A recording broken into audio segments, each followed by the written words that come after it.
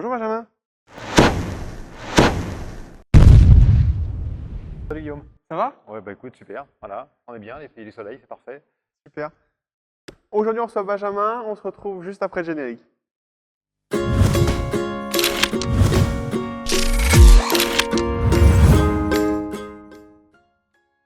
Donc aujourd'hui, alors c'est pas habituel qu'on soit dans un lieu comme ça, c'est vraiment quand on prépare les interviews, moi je le demande, enfin, normalement on les fait au studio. Là c'est Benjamin qui a proposé ce lieu. Est-ce que tu peux nous raconter un petit peu pourquoi ce lieu et pourquoi tu nous as emmenés ici?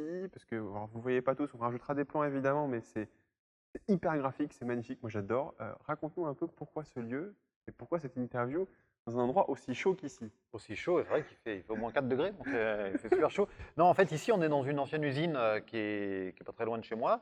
Et quand tu m'as demandé de faire cette interview, je t'ai demandé où tu voulais que ça se fasse. Tu m'as parlé d'un studio et tu m'as dit, sauf si tu as un endroit sympa à me proposer.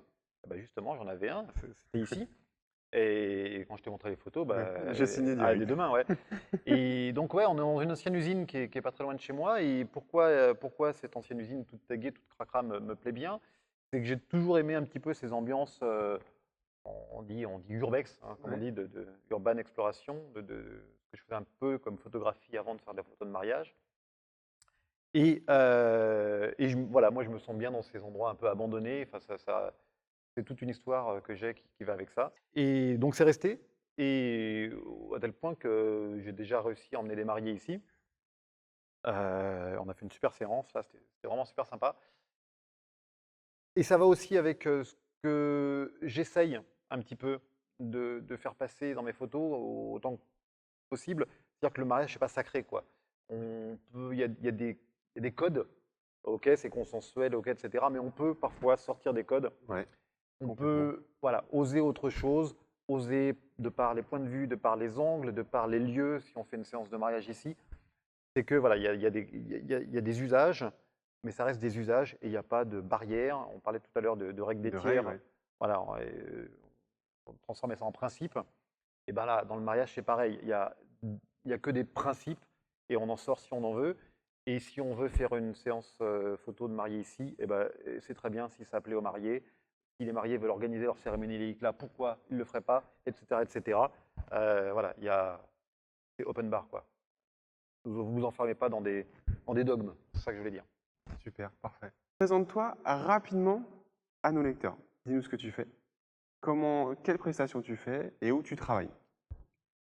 Donc je suis photographe de mariage, Ouais, je travaille en Île-de-France essentiellement et puis sur toute la France, et je suis installé pas très loin d'ici, on va dire en banlieue parisienne ouais. nord-ouest, depuis 2010, depuis mi-2010. Et chaque samedi de la saison, je les passe à photographier les mariages avec beaucoup de passion, D'accord, donc partout en France, partout en France, ouais. donc Île-de-France ou ailleurs. Alors, première question, qu'est-ce que tu utilises comme matériel, toi au quotidien? Alors, comme matériel, j'utilise des appareils Nikon. Ok. Si on va donner des modèles, Ouais, on peut, ouais. c'est un D800 et un D4S D'accord. que j'utilise avec un harnais, comme on fait aujourd'hui, très saillant et très confortable, qui protège mon vieux dos.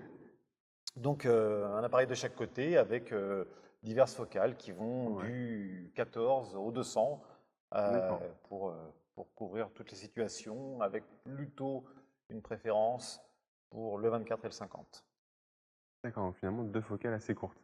Deux focales assez courtes pour la partie reportage Ouais. et pour d'autres utilisations un peu plus spécifiques pour du portrait ou dans des situations où on a moins de liberté de Mm. mouvement, comme je pense à l'église.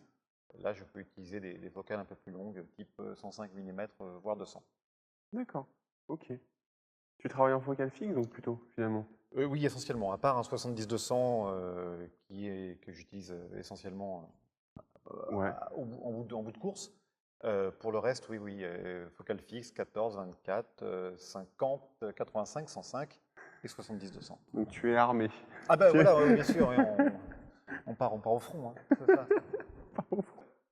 Donc, tes photographes de mariage, c'est quoi? Alors, moi, j'ai vu des photos de toi où tu complètes ça de lumière artificielle.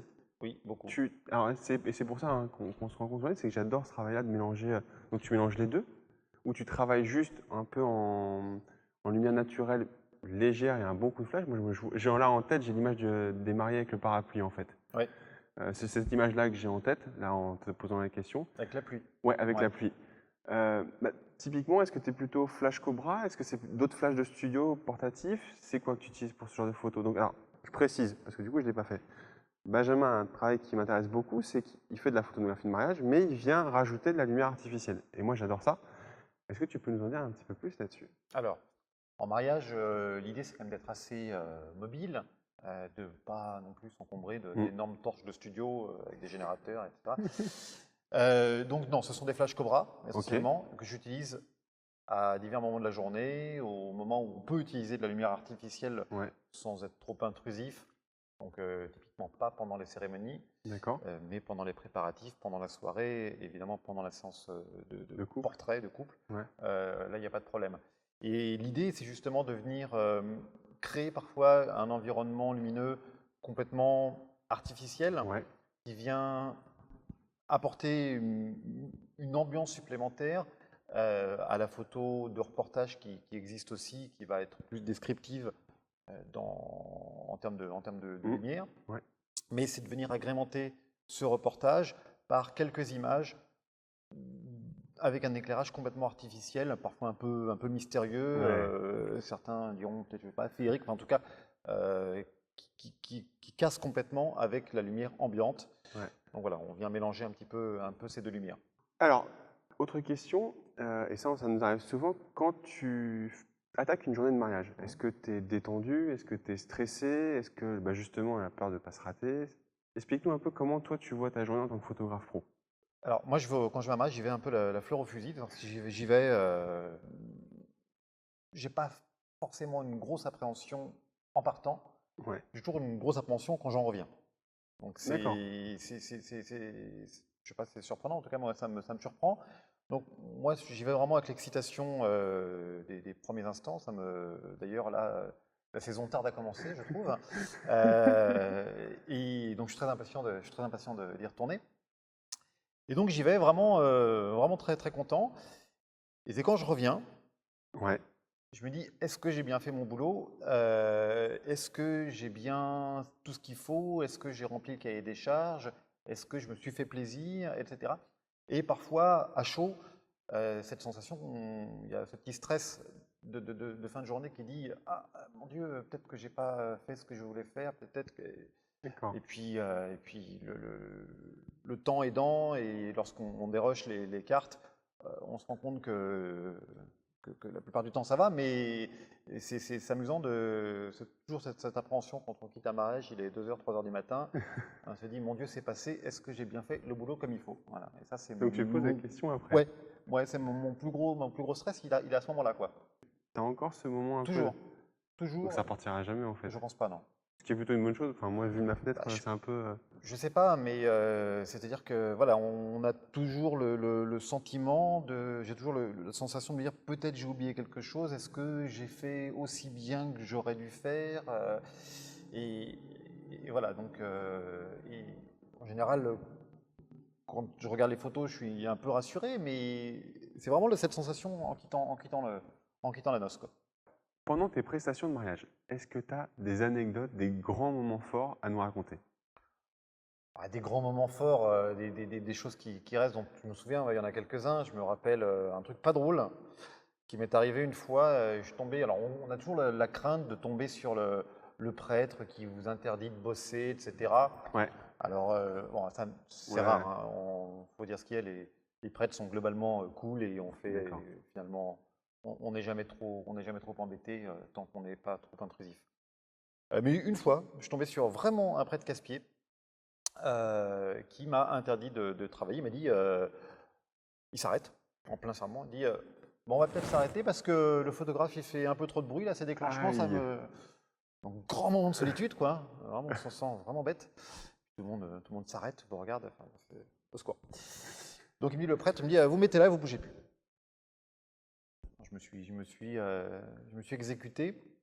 Et j'avais la chance ce jour-là d'avoir un petit boîtier que je venais d'acheter, qui était un boîtier Fuji, ouais, avec un déclencheur électronique qui ne ouais. fait aucun bruit. Et donc, j'ai pu sauver les meubles. parce que j'avais ce boîtier, je faisais des photos comme ça de mon petit coin. Et il n'a rien vu, forcément. Ouais. Il n'a rien vu parce que ça faisait pas de bruit. Voilà, donc ça arrivait une fois, ce prêtre casse-pied, mais c'est rare quand même. Finalement, c'est rare. Ouais, Ouais. c'est super rare. Pareil pour nous, c'est quand même assez rare. Ok, d'autres trucs un peu. Je sais pas, il y avait l'été dernier une mariée qui a craqué un quart d'heure avant sa cérémonie laïque. On avait fait, Ouais. on avait fait la mairie le matin et donc elle se retrouvait dans la chambre pour changer, pour mettre sa Ouais. robe de mariage. Elle avait une robe de cocktail à la mairie le matin et elle était avec sa témoin et tout le monde l'attendait pour la cérémonie laïque en extérieur. Ouais. Et là, coup de stress absolu de la mariée qui fond en larmes. Non, je ne peux plus y aller, Non, je ne veux c'est pas me possible. marier, dites-lui que je viens pas, renvoyez-les tous chez eux, etc., etc. Ah ouais, grand moment. Ah ouais, grand moment. Et, ben, j'étais partagé parce que je me dis que c'est quand même une drôle de réaction. Et en même temps, je me dis non, c'est pas possible que ça s'annule, ça n'existe pas. Enfin, on n'est pas dans une série américaine, quoi, tu vois. Et je me dis, non, elle va se reprendre. Dans un quart d'heure, elle sera sur pied et on sera à la cérémonie là-bas. Donc, partant de ça, moi, je me mets dans un petit coin de la pièce et puis elle pleurait, hein, vraiment bien. Et donc, il y a la témoin qui vient lui essuyer les larmes avec, Avec le petit avec chiffon qui va bien. ouais, avec le petit mouchoir. Donc, moi, j'étais là, je photographiais ces jolis moments et je jubilais en fait parce que je me dis, j'ai vraiment des super instants, là, des jolis moments Ouais. d'émotion qui n'arrivent pas. Et donc, j'étais content d'avoir. Et puis, effectivement, un quart d'heure après, Elle est repartie. elle est repartie comme en 40 Et t'as fait ta cérémonie laïque. et la cérémonie, c'était en plus qui était une super cérémonie, super émouvante, ouais, avec leur fils. J'ai un bon souvenir. On a tous versé notre petite larme. Moi aussi, j'en menais pas large, quoi. Voilà, D'accord. voilà. Et troisième anecdote. Une fois, alors ça, c'est ça. J'ai cru que j'allais pas pouvoir me déplacer le jour du mariage parce que j'ai défoncé ma voiture en arrivant sur le lieu de réception. Ouais, enfin, c'était le même. Voilà, j'ai une mauvaise idée d'avoir une voiture qui a une garde au sol qui est pas très élevée. Donc j'ai arraché un truc sous le bas de caisse. Donc heureusement, le père de la mariée était là, bricoleur. Il a monté la voiture, je ne sais même plus comment. On arrivait à être la voiture en hauteur et à être en dessous. Ils m'ont réparé ça pendant que je faisais les photos. Donc ça, c'était bien cool. Et puis, ma voiture. Donc t'es reparti avec quand même. Je suis reparti avec, elle roule très bien, ouais. Ouais, ouais. Ah, je l'ai toujours. Parfait. Donc voilà, il n'y a pas besoin de paniquer. Il nous arrive tous plein de choses. Voilà, donc les trois exemples qu'il y a de cités peuvent arriver tout le temps finalement. La voiture Ouais. abîmée. Bon, la mariée Non, ça, c'est pas qui est courant. moins. Le Ouais. prêtre, ça nous arrive tous une fois au moins. Il ne faut pas forcément paniquer sur ce genre d'anecdotes qui finalement donnent des bons souvenirs. Parce que je crois qu'une des anecdotes que je viens de nous raconter a gagné. Tu as gagné un prix. Ouais, j'ai gagné un prix avec une de ces photos-là parce que justement, c'était une scène justement Qui arrive jamais en qui fait. arrive jamais. La mariée en train de pleurer sur un lit, elle avait pas ses chaussures encore, avec la témoin qui vient lui réconforter, la réconforter en C'est top. lui essuyant des larmes. C'est des jolis moments. Et la mariée que j'ai revue il y a 3 jours, parce qu'on a fait une séance photo, elle est enceinte et elle voulait immortaliser son bidon. Cet événement, ouais. Et donc on en a reparlé, et aujourd'hui ça l'a fait marrer, quoi, vraiment. C'est génial, c'est top. Autre question, Benjamin, on parle souvent de règles des tiers, techniques de cadrage, techniques de machin, enfin beaucoup de techniques finalement. Toi, en tant que photographe pro, la technique, alors on prend pour acquis que c'est à écouter. Est-ce que toi, c'est quelque chose auquel tu te réfères tout le temps? Ou finalement, pas du tout, et tu fais comme bon te semble pour arriver à une photo qui te plaît à toi? Ah, effectivement, la règle des tirs, elle est toujours, pour parler des choses auxquelles on pense souvent, elle est toujours quelque part dans un coin de la tête, quoi. C'est-à-dire que on essaye plutôt de mettre l'action, le point Ouais. fort de l'image dans les zones. Dans les zones de croisement? Ouais, idéalement. Bon, voilà. Malgré tout, c'est pas non plus. D'ailleurs, c'est le mot règle. D'ailleurs, je lisais dans le dernier réponse photo que le mot règle, il est peut-être des fois un peu trop strict et que ce serait peut-être pas mal de parler de principe plus de règles, justement. Ouais. Et je Effectivement, trouvais cette phrase vraiment bien plutôt pensée, pas mal, justement. ouais. Que, voilà, une règle, c'est pas une règle, c'est un principe. Voilà. Ouais. Et je m'autorise évidemment pas mal de liberté avec ça, justement parce que c'est pas un carcan. Au contraire, même parce que je fais beaucoup de photos très centrées, avec beaucoup de symétrie. Et ça, c'est un truc que j'aime beaucoup faire. où voilà, le sujet est au centre de l'image avec un décor, enfin une symétrie. Voilà. Tu as construit quelque chose de ton asymétrie en Je fait. ne sais pas si j'ai construit un truc autour de la symétrie, mais il y a des automatismes qui reviennent D'accord. dans certaines compositions où justement il y a des choses très symétriques, ouais, souvent. D'accord. Et ça va peut-être sauver des photographes quand tu es peut-être en prestation ou que tu rentres justement après le moment de stress. Comment tu travailles? Tu décharges tout de suite, tu traites tout de suite ou pas du tout? Tu décharges tout de suite et puis tu traites 15 jours après. Comment tu travailles? Fais-nous Alors, rentrer dans ton ouais, alors ordinateur. j'ai un workflow, pour parler de ça, ce mot technique, assez strict. Donc j'ai 2 appareils, comme je disais tout à Ouais. l'heure. Ils ont chacun 2 lecteurs de carte mémoire. Dedans? Dedans, ouais. Ouais. Donc chaque photo est enregistrée en parallèle sur les 2 cartes. Ouais. Pour des questions d'organisation, je fais une carte avec des RAW, une carte avec des JPEG. D'accord. Les JPEG parce qu'il peut m'arriver le jour du mariage qu'on me demande une photo pour insérer dans, je sais pas, un montage. Ouais. Donc là, j'ai toujours un JPEG à fournir au cas où. Ça peut m'arriver 1 ou 2 fois. Bon, ça n'arrive jamais en pratique. Donc j'emmène avec moi aussi j'ai un MacBook, un ordi avec un lecteur de cartes. Et dès que j'ai 5 minutes en mariage, on va à la soirée souvent, je prends une carte pleine et je la décharge sur le MacBook. Donc je copie tout dans l'ordinateur. D'accord. Ok. Donc je fais ça au fil de l'eau dans la soirée, histoire de ne pas copier 100 gigas de photos, parce que c'est à peu près ce que je ramène en mariage. D'accord. Et donc chaque carte comme ça est déchargée sur le MacBook dès que j'ai 2 minutes. Dans un D'accord. coin de la pièce, voilà. Ouais, en tu 30 te secondes. branches et tu fais Voilà. ça vite fait. D'accord. Quand je rentre, Ouais. donc là par exemple, je plie bagage, on est samedi entre samedi et dimanche, il est 3 heures du matin, j'ai envie de dormir quand même. Ah bon? Bah ouais, des fois on commence à 7-8 heures, hein, des fois, donc ça Ouais. fait des belles journées. Et donc ce que je fais, c'est que les photos, elles sont déjà sur cet ordi et je les importe dans Lightroom Direct. directement, dans le Lightroom du MacBook. Hein. Ouais. Et truc super important, je génère des aperçus 1, les grands. D'accord. 1.1. Ok, donc Maximum, quoi. Ouais. Voilà, résolution maxi. Donc l'ordi travaille toute la nuit D'accord. et je me lève le lendemain matin, le dimanche matin, et bah, l'ordi, des fois, il n'a pas fini de bosser. D'accord, ouais. Donc il continue encore à mouliner et à faire ses aperçus. Ouais. Et les aperçus, ils sont, voilà, on dit qu'à 11h du matin le dimanche, ils sont générés. Ouais. D'accord.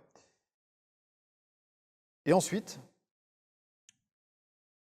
le lundi, je vais prendre tout le catalogue Lightroom avec les aperçus ainsi générés de l'ordi MacBook et que je vais transférer sur mon ordi de travail. D'accord. Okay. Et là, je vais pouvoir commencer l'editing et ensuite le post-traitement. D'accord. D'accord. Donc, dans un premier temps, photo, déchargement sur le MacBook, génération des aperçus, et transfert du catalogue sur l'ordi de travail. Voilà. D'accord. Et ensuite, editing et post-traitement qui se réalisent en 2-3 jours maximum. D'accord, ça c'est la contrainte que tu t'imposes? C'est la contrainte que je m'impose, ouais, de livrer les photos assez rapidement, parce que déjà les mariés sont en demande. Voilà, enfin,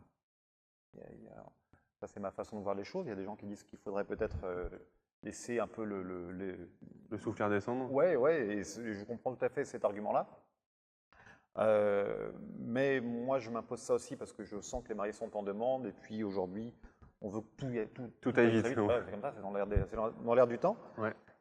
Et puis aussi, c'est que j'ai quand même pas mal de mariages. L'année dernière, j'en ai fait une 30aine. C'est ça, ouais. Donc, si j'empile trop les choses, moi, pour mon organisation personnelle, c'est pas bon non plus, quoi. Ouais, c'est compliqué. Donc, le but du jeu, c'est que les mariés voient leurs photos dans la semaine qui suit le mariage.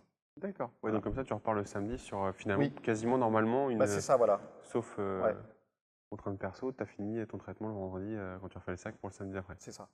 Ouais. D'accord. Et les clients sont livrés, etc.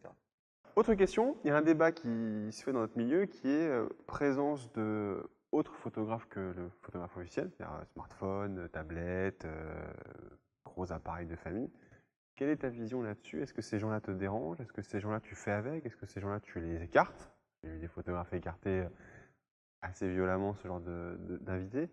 Dis-moi un peu ton ressenti, toi qui finalement en fait régulièrement. Bah, en fait, il n'y a que des cas particuliers, j'ai envie de dire. Mais dans l'ensemble, je me dis que je laisse faire les gens parce que il y a des situations qui sont parfois un peu compliquées. Je pense aux cérémonies où potentiellement il peut y avoir des gens qui se déplacent, qui obstruent le passage, qui m'empêchent de me déplacer. Euh, En général, en expliquant à Oncle Bob, hein, parce C'est c'est toujours lui, ça, c'est toujours c'est Oncle le surnom Bob officiel, ou c'est toujours tonton Oncle Bob. Michel. Voilà. Et en allant lui expliquer que parfois il peut être un petit peu gênant, il le prend bien. Mais globalement, je laisse les gens faire parce que ouais, c'est qu'il y a des tendances. Tu ne peux pas aller contre l'évolution de la société. C'est-à-dire qu'aujourd'hui, les gens font des photos pour un oui, pour un non, on Ouais. photographie son plat de nouilles et on le met sur Instagram. Donc forcément, forcément, quand on est à un mariage, qu'un événement, quand on a un invité un peu Pas habituel. exceptionnel au Ouais. sens littéral, euh, c'est compliqué de dire aux gens non, faites pas de photos. Voilà. Ouais. Même si les photos, la plupart du temps, elles termineront au fond d'un smartphone, elles ne seront pas vues, mais peu importe. L'acte de faire une photo aujourd'hui, important. il fait partie de la vie quotidienne de Ouais. tout le monde. Voilà. Donc je ne suis pas trop casse-pied avec ça. Et puis les mariés, alors je peux sensibiliser les mariés au Ouais. fait que pendant les cérémonies, parfois, vaut mieux que les gens restent assis, ils le comprennent bien. Et parfois, prenons l'exemple de l'église, il y a le prêtre qui va donner un petit mot, il le fait spontanément la plupart du temps en disant qu'il y a un photographe qui est là et que c'est bien que les gens restent assis Ils profitent. et profitent. Ils Voilà. profitent de l'événement. Ouais. Et profitent parce que c'est vrai que souvent, on ne profite pas de la même façon lorsqu'on regarde un événement derrière un petit écran de téléphone que quand on le vit réellement. Ouais. Mais en même temps, on ne peut pas lutter contre ça et voilà. Quoi. Et tu brodes avec. Ouais, je brode avec. Et puis voilà, le jour vraiment où il y a, c'est pas si souvent en fait, hein, où il y a vraiment des gens qui ont été un peu casse-pieds, qui se mettaient devant moi, etc. Bah, Tu leur expliques on leur gentiment. explique gentiment et puis ça se passe. Voilà. Enfin, je n'ai pas souvenir de m'être pris la tête une fois, je crois, avec un bonhomme. Et ça a duré pas longtemps, quoi. C'est-à-dire qu'après, au cocktail, on était les discuter ensemble et puis on était les meilleurs copains du monde, quoi. Ouais, c'est ça. Voilà, donc finalement, non, jamais, il n'y a jamais eu de clash, quoi. En tant que photographe pro, tu travailles de chez toi. Ouais. Est-ce que travailler finalement toujours tout seul, quand tu fais une prestation, tu es seul, Hmm. est-ce que ça a été un problème et est-ce que finalement on arrive à rencontrer d'autres personnes? Est-ce qu'on arrive à se faire. Comment tu vis un peu cette notion de travailler seul et aussi bien à l'editing qu'en prestation? Finalement, est-ce que tu es vraiment seul? Alors ça, c'était une vraie découverte, en fait, quand j'ai fait ce métier. Ouais. Donc je suis là depuis 2010. Ouais. Et avant 2010, je m'estimais être un gros nounours un peu ronchon, solitaire, etc. Enfin, dans mon ancien boulot, c'était un peu ce que j'étais. Et je me dis, bah, voilà, être photographe tout seul, ça va être bien. Personne viendra m'embêter et ça va être top. Et en fait, je me rends compte que j'ai jamais eu une vie sociale aussi développée que depuis que je fais ce boulot. Donc c'était le gros paradoxe. Et c'est super. Et j'en suis très content. J'ai découvert sur ce côté-là, donc ça c'est super.